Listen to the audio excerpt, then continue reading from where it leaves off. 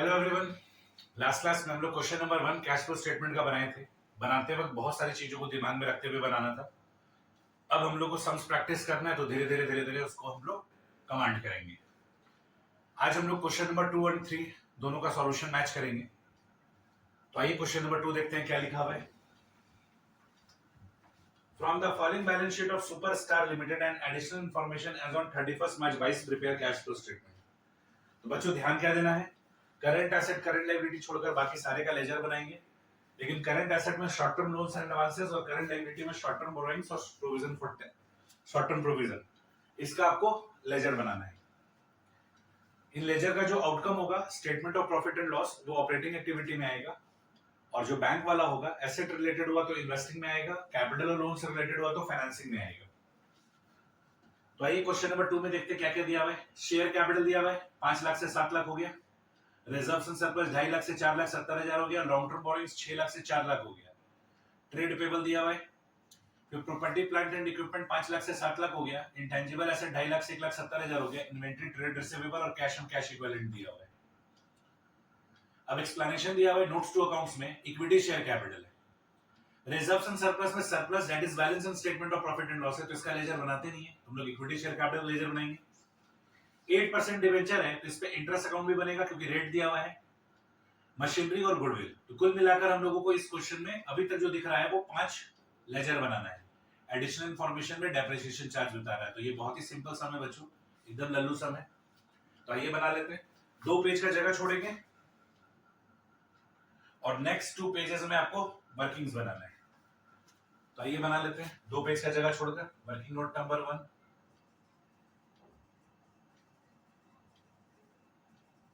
Equity share capital account.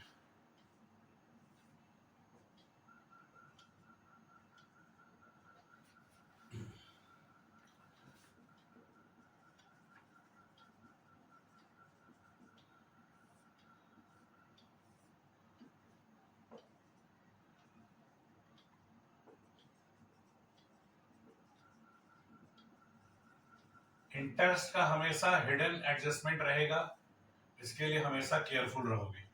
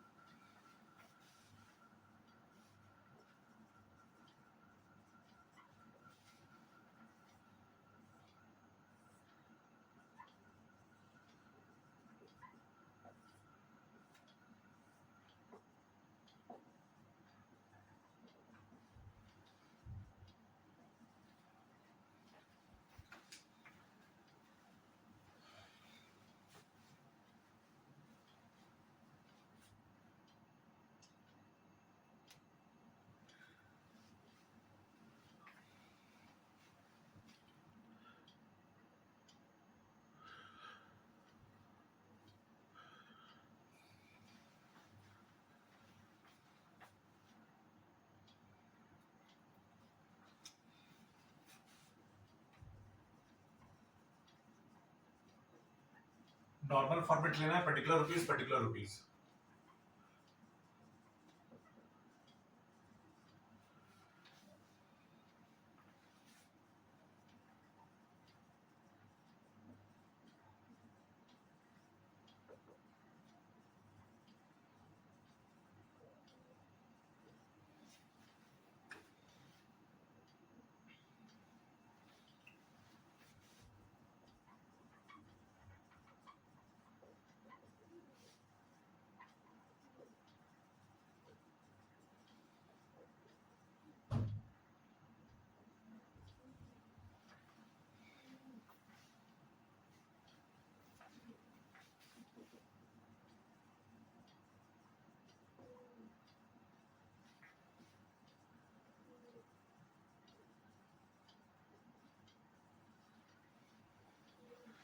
चलिए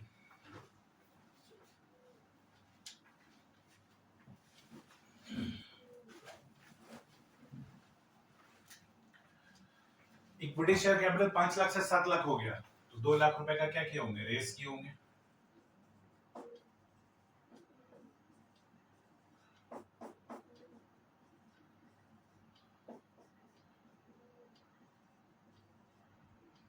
debenture 6 lakh से 4 लाख हो गया, तो 2 लाख का रिडम्पशन है। और आपको सिखाया गया बच्चों, क्वेश्चन साइलेंट है, अगर इंटरेस्ट के लिए कुछ नहीं बोल रहे हैं, रेट दिया हुआ तो इंटरेस्ट का कैलकुलेशन होगा और क्लोजिंग बैलेंस पे कैलकुलेट कर दो।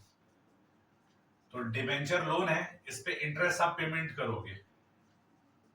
लास्ट क्लास में जो सम्स बनाए थे उसमें इंटरेस्ट इन्वेस्टमेंट पे मिला था, यहां इंटरेस्ट पे कर रहे हैं।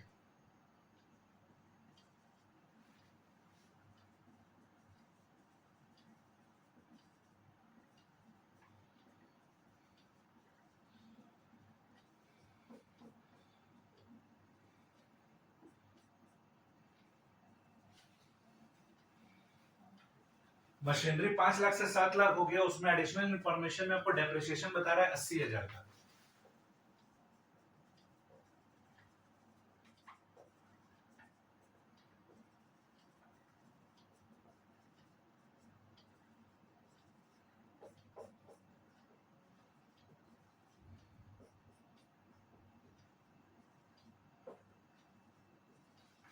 ये बैलेंसिंग फिगर टू बैंक आएगा, परचेज।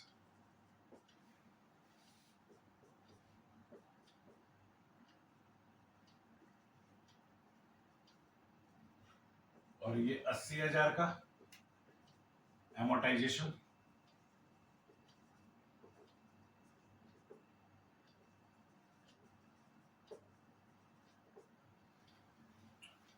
बच्चों होने का लेजर में कुछ भी हो सकता है, हम लोग वही पढ़ रहे हैं जो हम लोग के सिलेबस के अकॉर्डिंगली है, जो फर्स्ट प्रायोरिटी में जो माना जाएगा।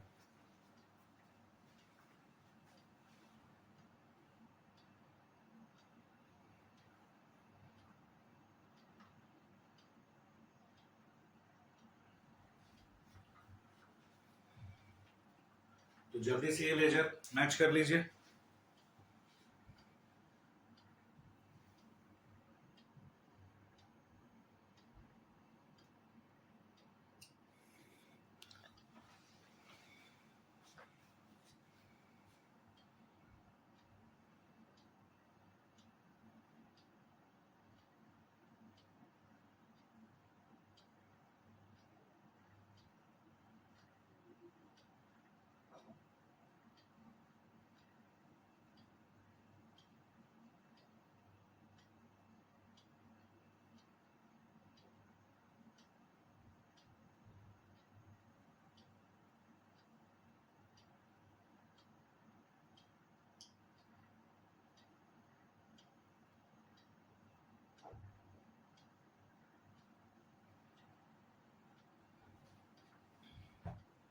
अब हम लोग को क्या बनाना है, कैश फ्लो स्टेटमेंट बनाना है।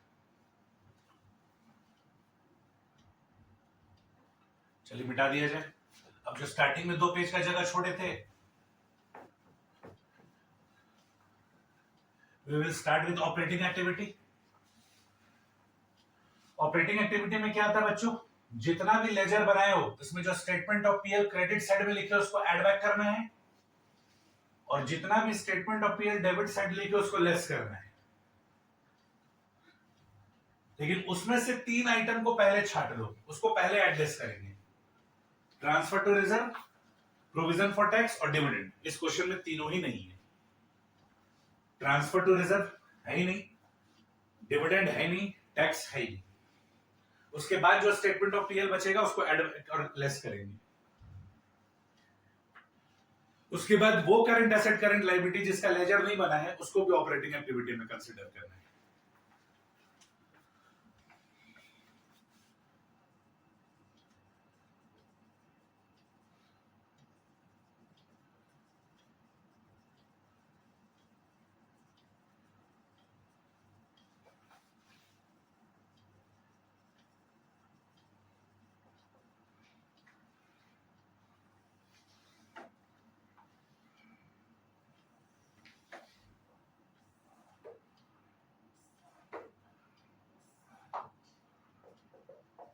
ये अमाउंट का 3 कॉलम तो प्रॉपरली लेना है, लेकिन ये जो पतला सा कॉलम लेंगे इसको बाद में हम लोग ओमिट कर देंगे, मिटा देंगे, इरेज कर देंगे। ये जो लेफ्ट साइड में ये जो पतला सा कॉलम खींचा गया है इसका कोई यूज नहीं है, इसको हमको हटा देना है।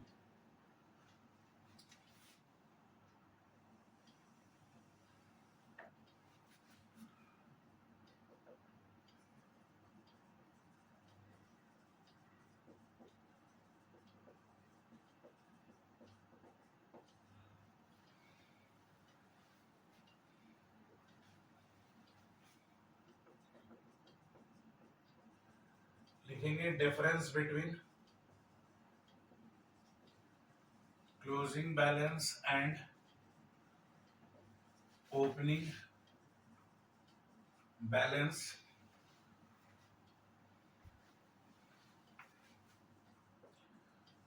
ऑफ सरप्लस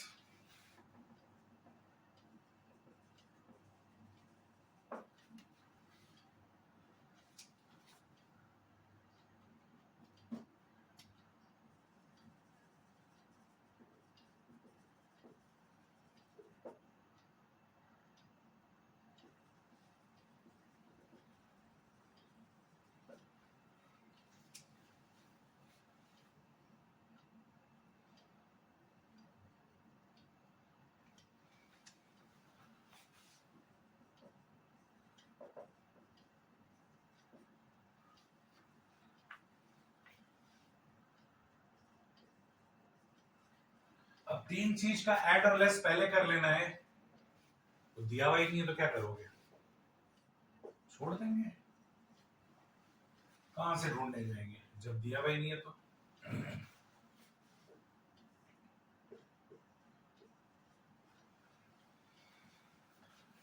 तो ये आ जाएगा net profit before tax and extra ordinary items. Sir क्या ये फॉर्मेट में झूठ मूठ का ऐड और लेस लिखना जरूरी है? जरूरी तभी तुम लिखे हैं, नहीं जरूरी होता तो लिखते क्या, जरूरी तभी ना लिखे हैं।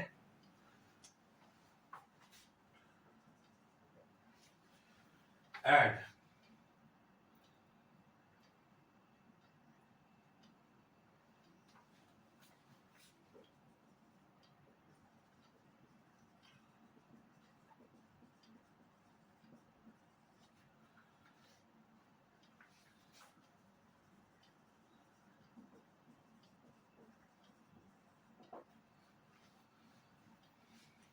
अब सारे लेजर को जाके झाको, क्रेडिट साइड में जहां जहां statement of profit and loss है उसको ऐड बैक करो। इक्विटी शेयर में नहीं है, डिवेंचर में नहीं है, इंटरेस्ट में है।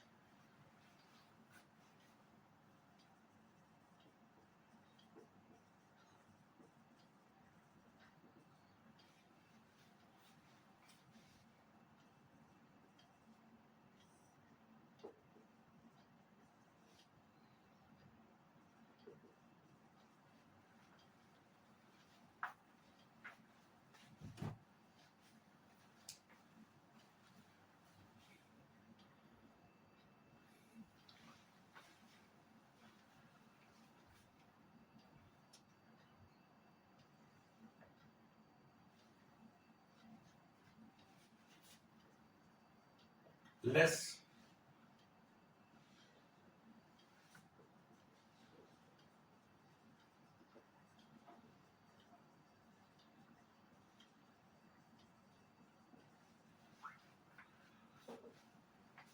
तो कोई भी लेजर के डेबिट साइड में स्टेटमेंट ऑफ प्रॉफिट और लॉस नहीं है।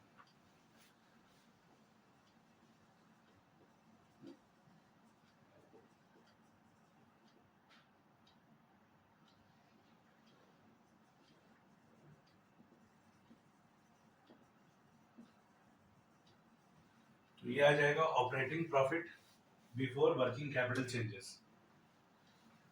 अब क्या ऐड करना है, वो करंट एसेट और current liability except cash and cash equivalent, जिसका हम लोग लेजर नहीं बनाए हैं उसको अब यहां पर कंसीडर करना है।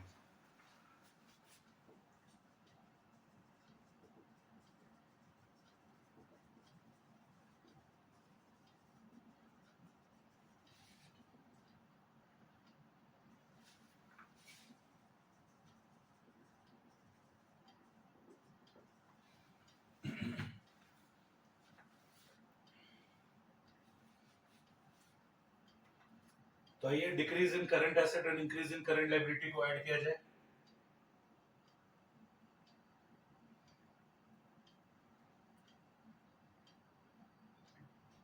Decrease in current asset, inventory तो बढ़ जा रहा है, ट्रेड रिसीवेबल बढ़ जा रहा है, तो डिक्रीज इन करंट एसेट तो है नहीं।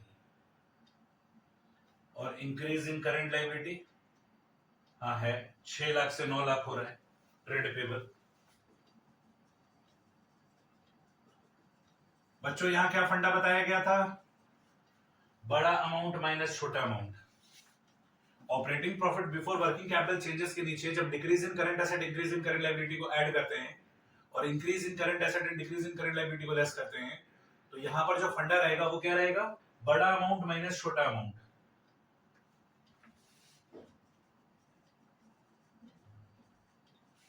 एक ही आइटम है तो स्ट्रेट अवे बाहर लिख लो।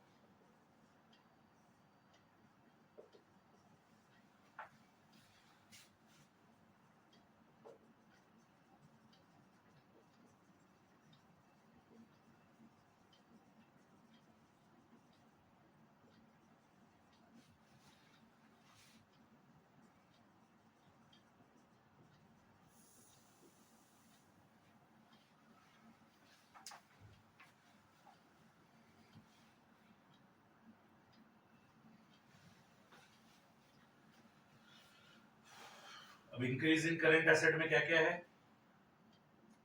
Increase in inventory, increase in trade receivables.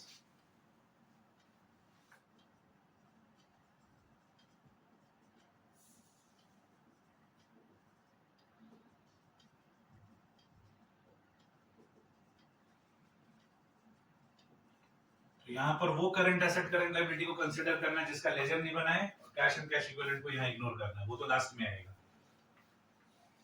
Surplus in statement of PL से शुरू होता है और कैश एंड कैश इक्विवेलेंट से खत्म होता है कैश फ्लो स्टेटमेंट। इन्वेंटरी कितना हो गया, 5 से 6 लाख हो गया।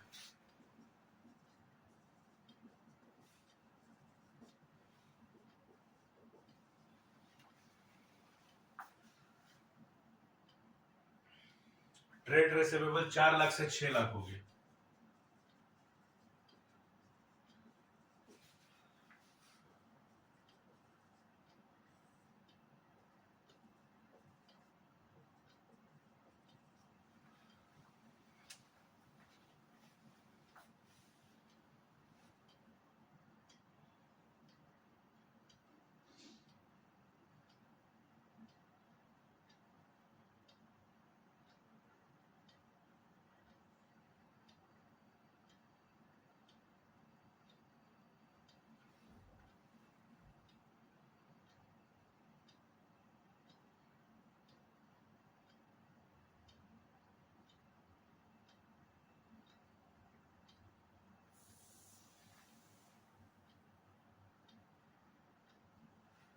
इसके सामने लिखोगे कैश जनरेटेड फ्रॉम ऑपरेशन,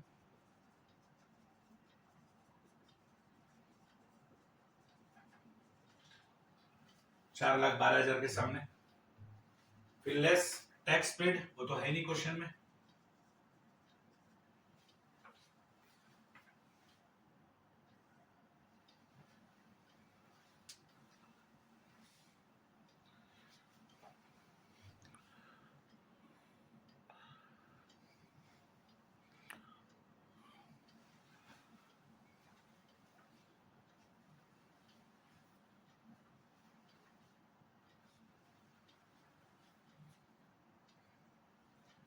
चलिए ऊपर का मिटा दे रहे,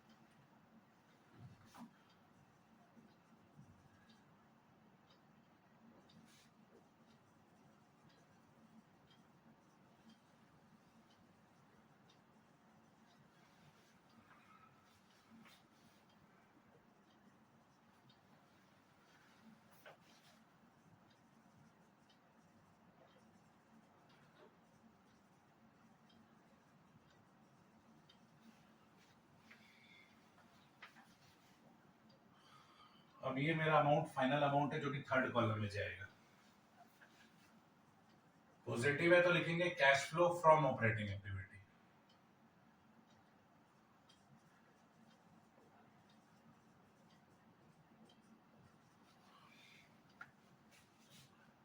रोमन नंबर 1। हम जो जो चीज बोर्ड पे लिख रहे हैं, जैसे लिख रहे हैं, सब कुछ लिखना जरूरी है।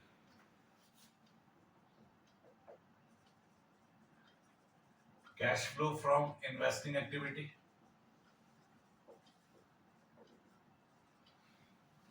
हम अभी बोर्ड पे जब लेजर बनाए थे तो राइट साइड में मशीनरी और गुडविल बनाए थे, एसेट रिलेटेड 2 ही अकाउंट था। तो मशीनरी में परचेज हो रहा है, एकमात्र ट्रांजैक्शन था परचेज ऑफ मशीनरी 2,80,000। तो मशीनरी परचेज करने से कैश आउटफ्लो होगा।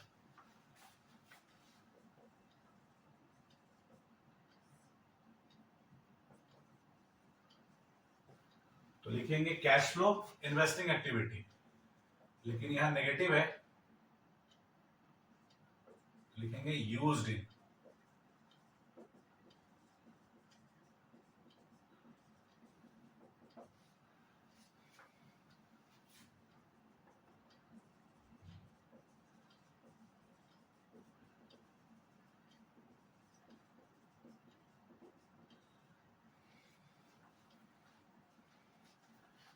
कैपिटल एंड लोन से रिलेटेड 2 अकाउंट बनाए, 3 अकाउंट बनाए थे, इक्विटी शेयर कैपिटल, डिवेंचर और इंटरेस्ट। तो इश्यू ऑफ इक्विटी शेयर हुआ था 2 लाख, इससे पैसा आया था।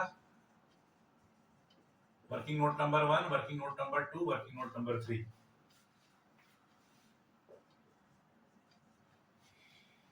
जैसे ही हम लोग का ऑपरेटिंग एक्टिविटी खत्म हो जाता है, फर्स्ट कॉलम का काम खत्म हो जाता है।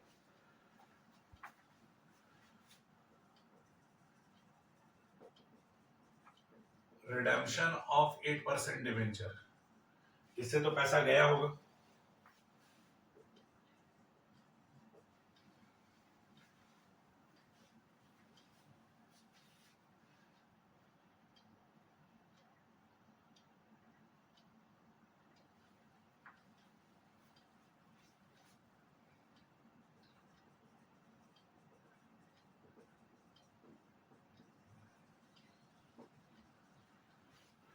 और इंटरेस्ट पे किए हैं 32,000 का, तो ये भी नेगेटिव है।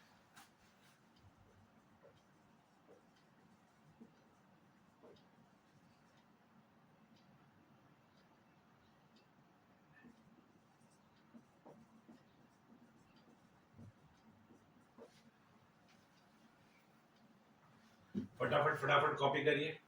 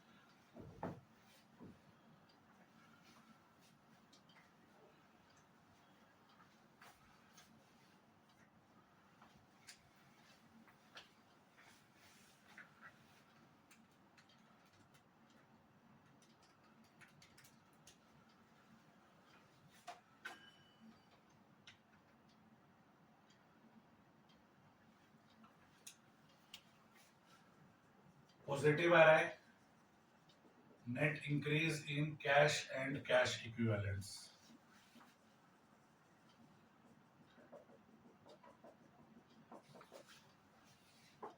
एक lakh add cash and cash equivalents at the beginning of the year. तो बिगिनिंग में कितना है? 3 लाख।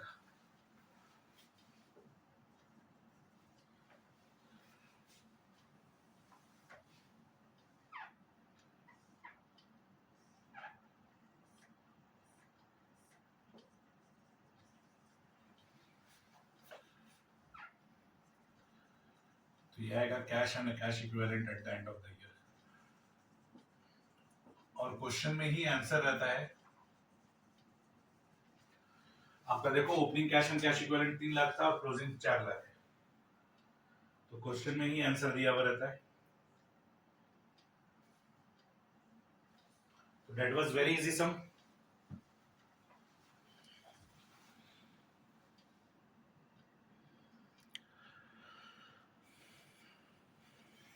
फटाफट फटाफट कॉपी कर लीजिए।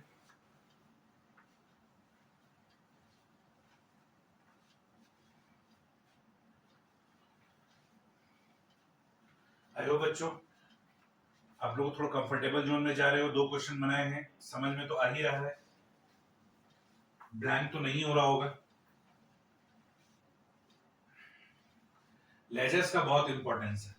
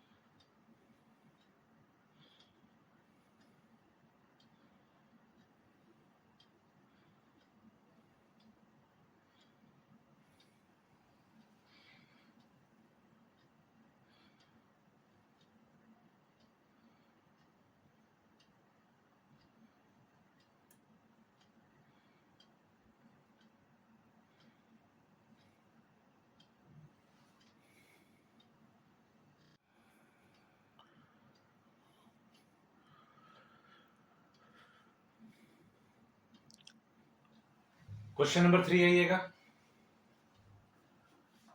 From the following balance sheet of Y Limited and additional information as on 31st March 22 prepare cash flow statement। तो share holder fund में शेयर कैपिटल दिया हुआ है, रिजर्व्स एंड सरप्लस दिया हुआ है, लॉन्ग टर्म बोरिंग्स दिया हुआ है। इस क्वेश्चन में शॉर्ट टर्म बोरिंग्स भी है, ट्रेड पेबल भी है, शॉर्ट टर्म प्रोविजंस भी है। इधर में प्रॉपर्टी प्लांट एंड इक्विपमेंट, फिर इन्वेंट्री, ट्रेड रिसीवेबल और cash and cash equivalent. Notes to accounts में आपको बता रहा है कि इक्विटी शेयर कैपिटल और प्रेफरेंस शेयर कैपिटल है। रिजर्व्स एंड सरप्लस में balance in statement of PL है, तो इसका लेजर नहीं बनेगा। लॉन्ग टर्म बोरिंग्स में भी 2 बोरिंग्स है। लॉन्ग टर्म लोन है, loan from Nikunj finance limited है। रेट ऑफ इंटरेस्ट दिया हुआ नहीं है बच्चों, तो यहाँ पर इंटरेस्ट अकाउंट नहीं बनेगा। बैंक ओवरड्राफ्ट है, इसका तो लेजर बनेगा ही बनेगा। प्रोविजन फॉर टैक्स है और प्रॉपर्टी प्लांट एंड इक्विपमेंट में मशीनरी है। नोट में दिया हुआ है कि प्रपोज डिविडेंड 31 मार्च 2021 और 2022 का 50,000 और 65,000 है। एडिशनल इंफॉर्मेशन में आपको बोल रहा है net profit for the year after charging 50,000 as depreciation was ₹1.5 lakh. बच्चों कभी भी एडिशनल इंफॉर्मेशन में आपको नेट प्रॉफिट देगा, आप उसको इग्नोर करोगे। इसमें बस काम का बात यह है कि डेप्रिसिएशन 50,000 है, बस। कभी भी एडिशनल इंफॉर्मेशन में नेट प्रॉफिट देगा, उसको हम लोग हमेशा इग्नोर करके चलेंगे इस चैप्टर में। बस उसमें जो काम का चीज है वो निकाल लेंगे। काम का चीज है कि 50,000 का डेप्रिसिएशन चार्ज किया हुआ है और प्रोविजन फॉर टैक्स क्रिएटेड दिया हुआ है, क्रिएटेड यानी मेड, पीएल वाला 60,000 रुपए। तो आइए सब चीज का लेजर बनाएंगे। क्या क्या लेजर बनेगा? टोटल कुल मिलाकर equity share capital, preference share capital, दोनों लोन का 4, bank overdraft 5, provision for tax 6, machinery 7 और प्रपोज डिविडेंड 8। तो कुल मिलाकर 8 लेजर बनेगा। डिविडेंड वाला क्या चक्कर है बच्चों, वो भी डिस्कस कर लेते हैं।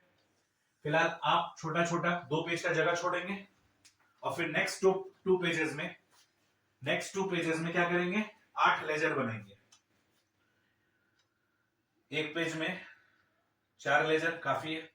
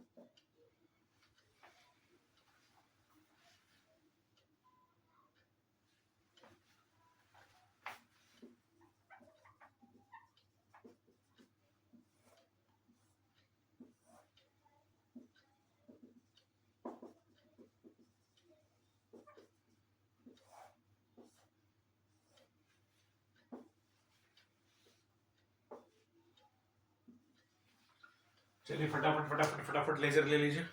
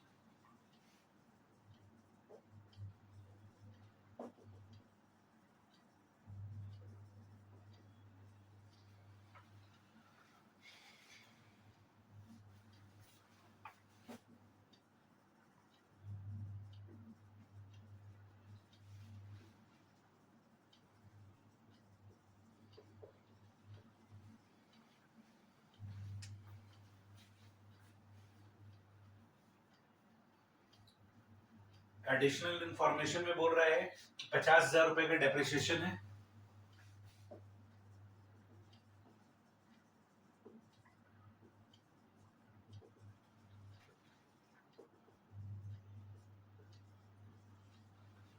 एडिशनल इंफॉर्मेशन में जो नेट प्रॉफिट देगा उसको ऑलवेज इग्नोर करेंगे।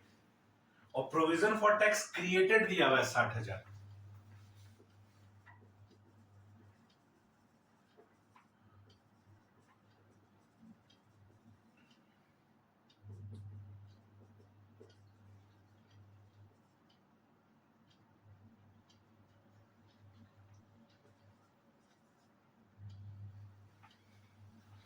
प्रपोज डिविडेंड वाला क्या चक्कर है, डिस्कस करते हैं बच्चों थोड़ी देर में। पहले यहां तक पूरा अपडेट कर लो। 2 लाख से 3 लाख हो गया तो 1 लाख रुपए का रेस किए हैं।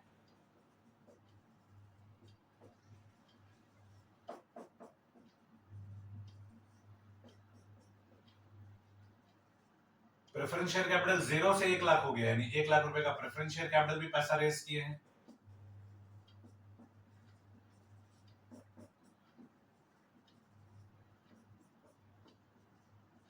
लॉन्ग टर्म लोन 2 लाख से 0 हो गया, यानी 2 लाख का पेमेंट कर दिए हैं।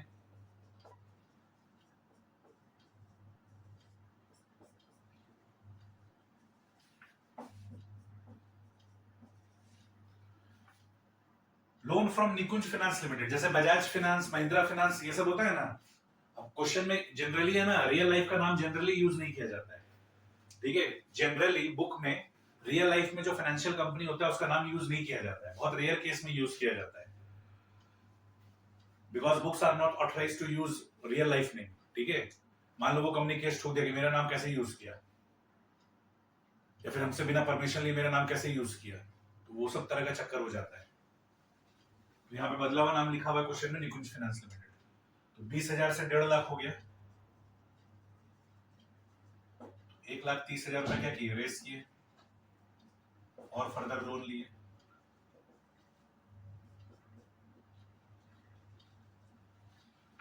बैंक ओवरड्राफ्ट 0 से 1 लाख हो गया, यानी और बैंक ओवरड्राफ्ट सैंक्शन हुआ है 1 लाख रुपए का।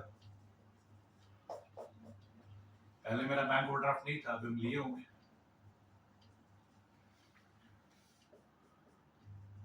प्रोविजन फॉर टैक्स क्रिएटेड तो क्वेश्चन में दिया हुआ था, तो बैलेंसिंग फिगर में टैक्स पेड आएगा। क्वेश्चन साइलेंट रहता था तो ओपनिंग का पेमेंट करते थे, क्लोजिंग पीएल में जाता था। और यहाँ प्रोविजन फॉर टैक्स क्रिएटेड 60,000 दिया हुआ है, तो बैलेंसिंग फिगर बैंक आ जाएगा।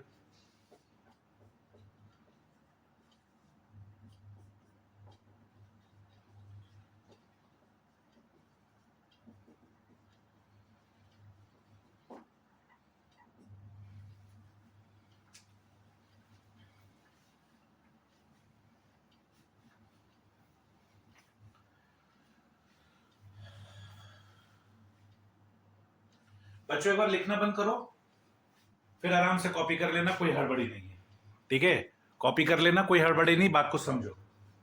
देखो क्वेश्चन में क्या लिखा हुआ है कि प्रोपोज डिविडेंड 31 मार्च 2021 का और 31 मार्च 2022 का 50,000 और 65,000 है। अगर हम कहते हैं कि dividend for the year ended 31 मार्च 2021, तो 31 मार्च 2021 का मतलब क्या है, 2020-21। तो कह रहा है 2020-21 से रिलेटेड आप डिविडेंड कितना पे कर रहे हैं, 50,000 रुपए।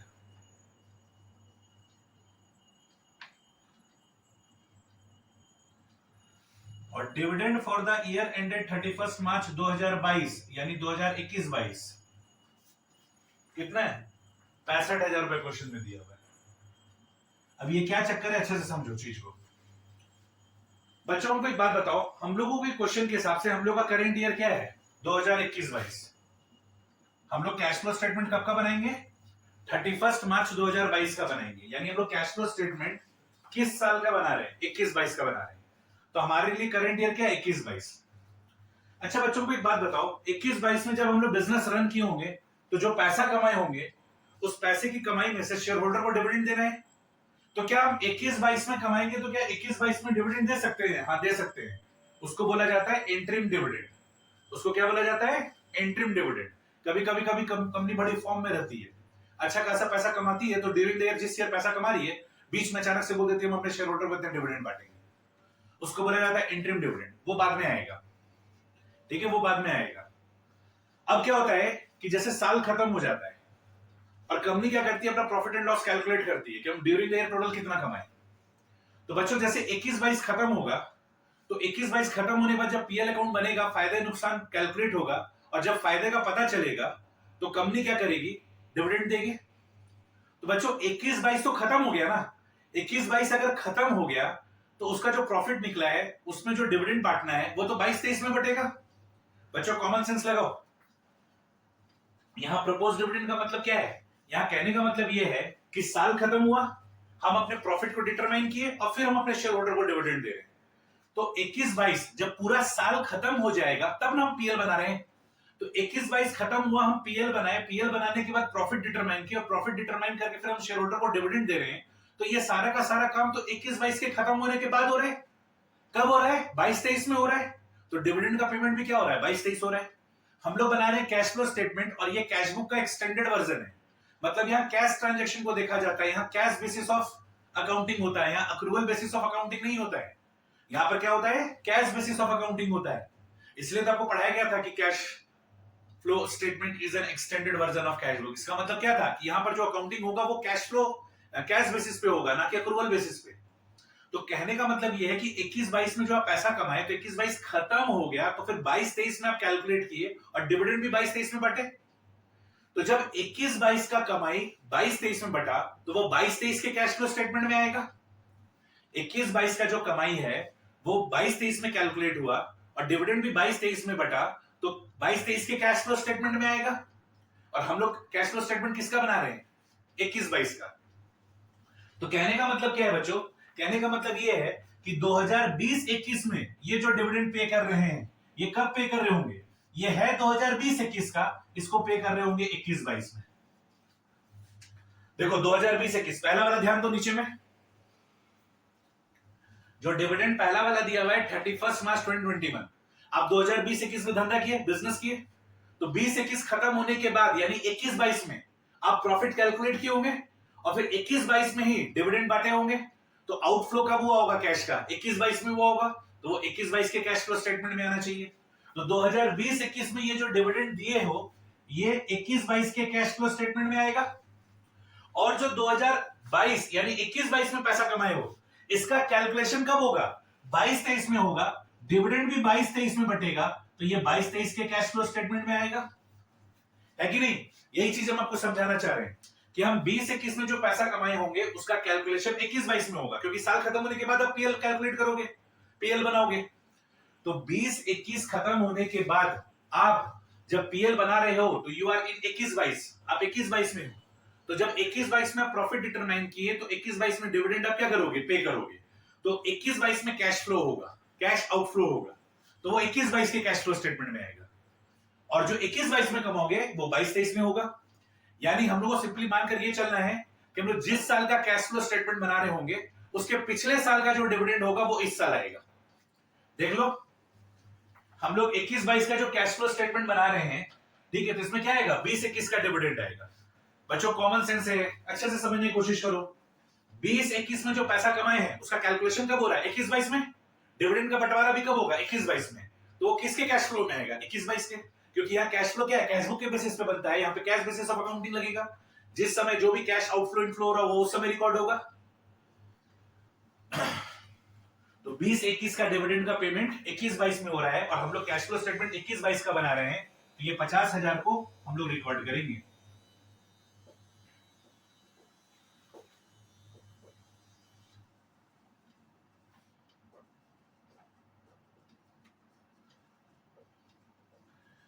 तो आपको सिंपली यही फंडा रखना है कि क्वेश्चन में जब हमको प्रपोज डिविडेंड देगा 2 साल का, तो पिछले साल का करंट, पिछले साल का हम लोग कंसीडर करेंगे, क्योंकि पिछले साल का इस साल प्रॉफिट कैलकुलेट हुआ, पिछले साल का डिविडेंड इस साल हम लोग क्या किए हैं? डिस्ट्रीब्यूट किए हैं। कॉमन सेंस है। तो 20-21 में जो पैसा कमाए होंगे उसका कैलकुलेशन 21-22 में हुआ है, डिविडेंड डिस्ट्रीब्यूशन भी 21-22 में हुआ है, तो वो 21-22 के कैश फ्लो स्टेटमेंट में आएगा। और जो 21-22 में कमाए होंगे उसका कैलकुलेशन 22-23 में हुआ होगा, तो वो 22-23 के कैश फ्लो स्टेटमेंट में आएगा। हम लोग को 22-23 का कैश फ्लो स्टेटमेंट बनाना नहीं, हमको 21-22 का बनाना है।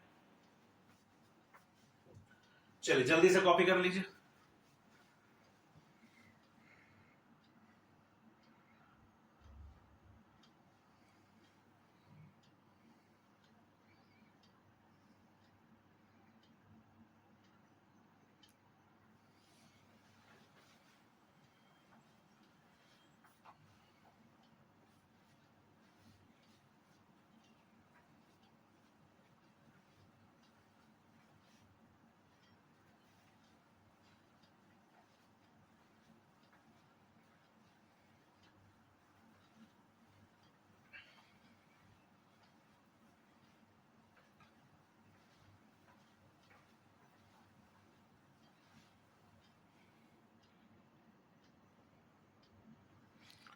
चलिए मिटा देते हैं। अब आइए जो 2 पेज का जगह छोड़े थे वहां पे कैश फ्लो स्टेटमेंट का जल्दी जल्दी फॉर्मेट लीजिए।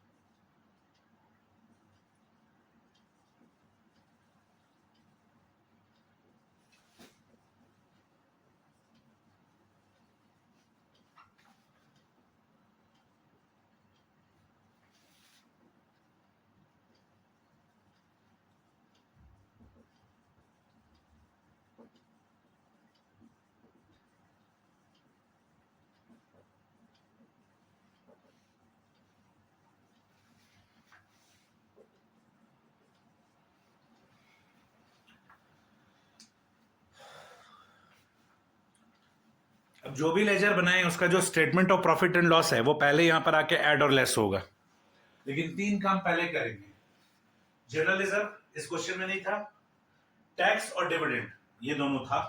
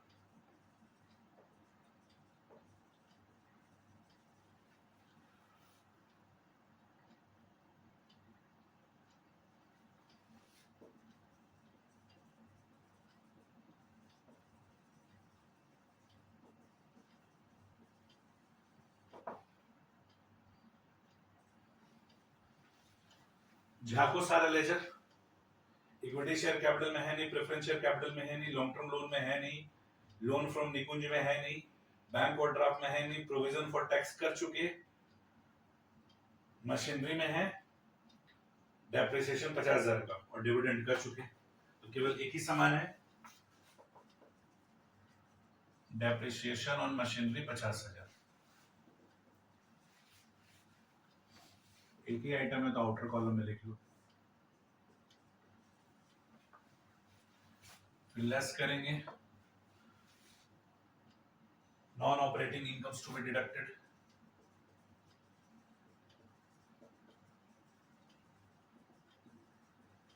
कोई भी लेजर के डेबिट साइड में statement of profit and loss नहीं है।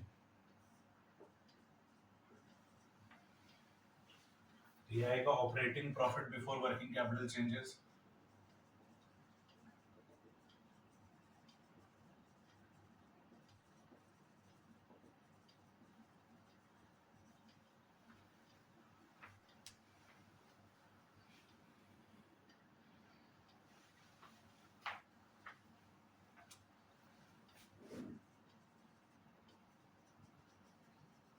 अब वो करंट एसेट और current liability except cash and cash equivalent जिसका लेजर नहीं बना है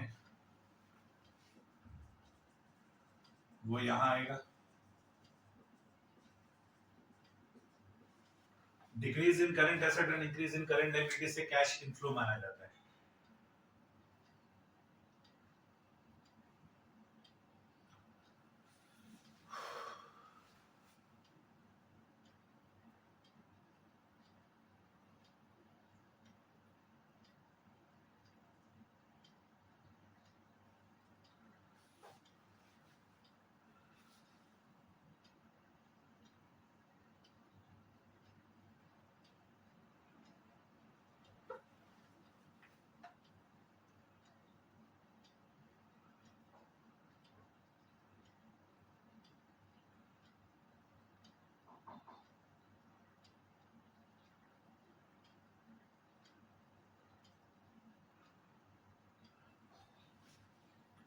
चलिए, decrease in current asset, inventory increase हो रहा है, ट्रेड रिसीवेबल इंक्रीज हो रहा है, तो डिक्रीज इन करंट एसेट है नहीं। इंक्रीज इन करंट लायबिलिटी,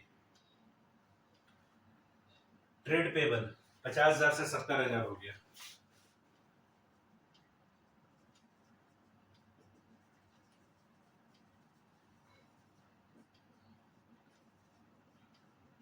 एक ही आइटम है, यहां पर वो आएगा जिसका लेजर नहीं बना है and except cash and cash equivalent.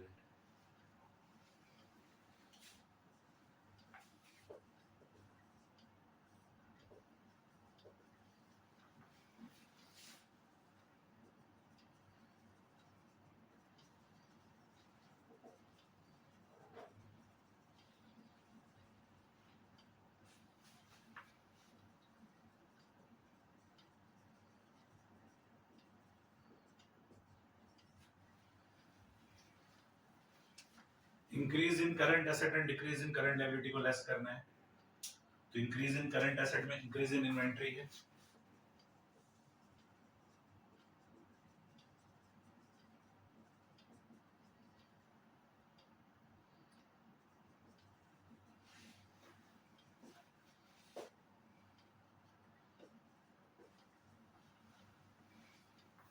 फिर इंक्रीज इन ट्रेड रिसीवेबल्स है,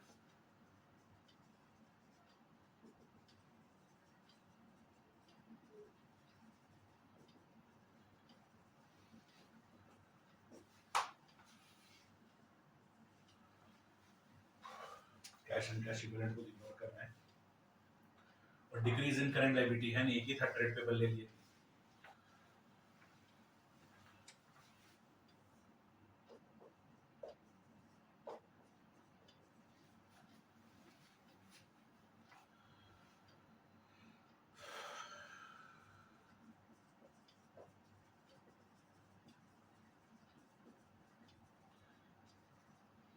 Cash generated from operations,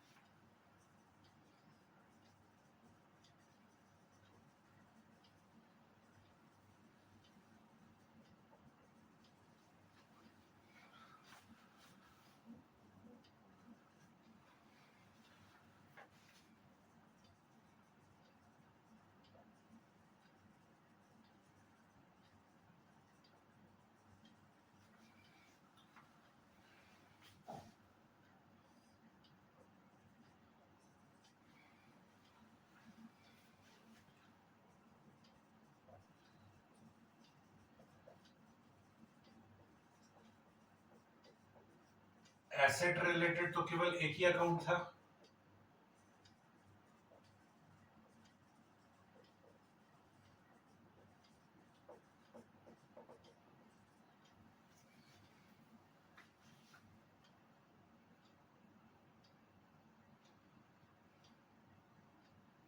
machinery.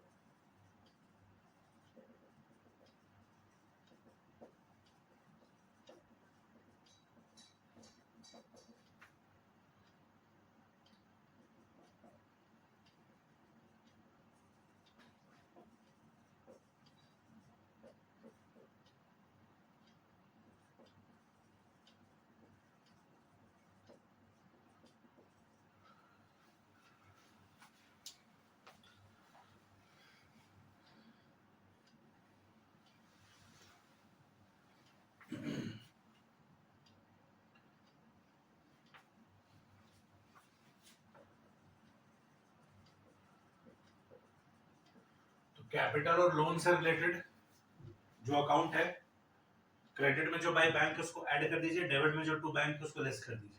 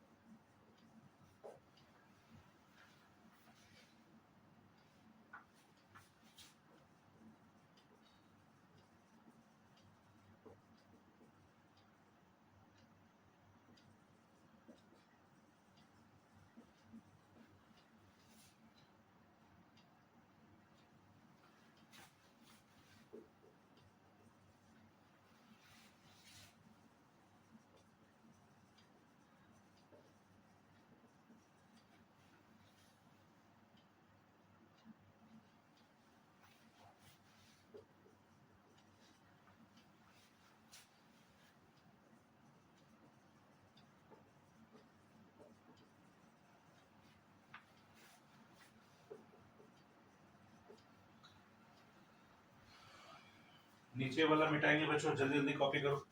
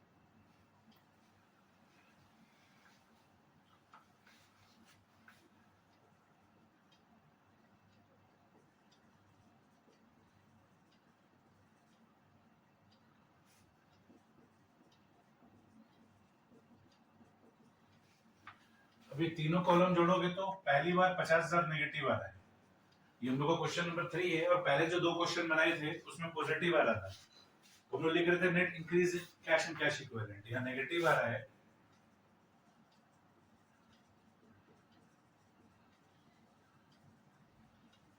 तो लिखेंगे net decrease in cash and cash equivalent.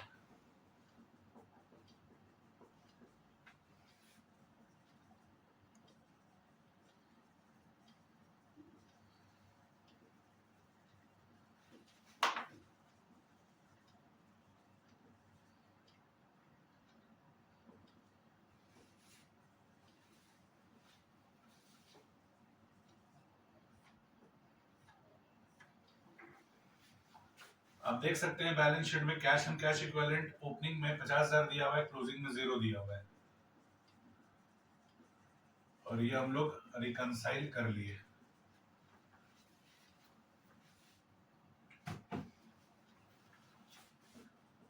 Question number 4 and 5 homework है। उसके बाद वाला जो क्लास होगा उसमें क्वेश्चन नंबर 6 डिस्कस करेंगे और कुछ इंपॉर्टेंट और डिस्कशन करेंगे। तो next 4 class question number 4 and 5 practice के लिए डेडिकेट किया जाएगा। उसके बाद वाला जो क्लास होगा उसमें क्वेश्चन नंबर 6 प्रैक्टिस के लिए ही होगा, लेकिन फिर बहुत सारा कॉन्सेप्ट डिस्कस करेंगे जो कि जानना बहुत जरूरी है।